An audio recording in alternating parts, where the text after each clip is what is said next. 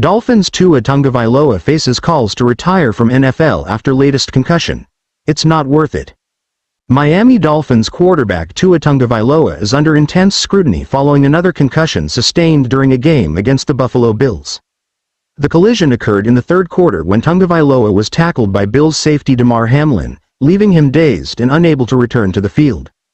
This latest concussion adds to a worrying trend for Tagovailoa, who has experienced several head injuries over the past few seasons. His history of concussions has raised serious concerns among fans, former players, and medical professionals, who are now questioning whether it is safe for him to continue his NFL career. Prominent voices in the football community, including Hall of Famer Shannon Sharpe, former Dallas Cowboys wide receiver Dez Bryant, and Super Bowl champion kicker Lawrence Tynes, have openly suggested that Tagovailoa consider retiring for the sake of his long-term health. It's not worth it, they argue, highlighting the cumulative and potentially life-altering effects of repeated head injuries. Dolphins head coach addresses concerns. Dolphins head coach Mike McDaniel was asked after the team's loss whether it was safe for Tagovailoa to keep playing. McDaniel deferred to medical experts, stating, "I think from a medical standpoint, I don't approach things that I'm far inferior of expertise. I'm just there to support my teammate."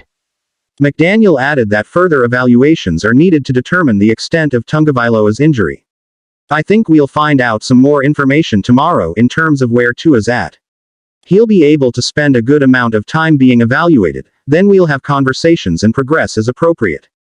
A history of concussions. This is not the first time Tagovailoa has suffered a significant head injury. In 2022, during another game against the Buffalo Bills, a hit led to what was initially described as a back injury, though many suspected a concussion at the time.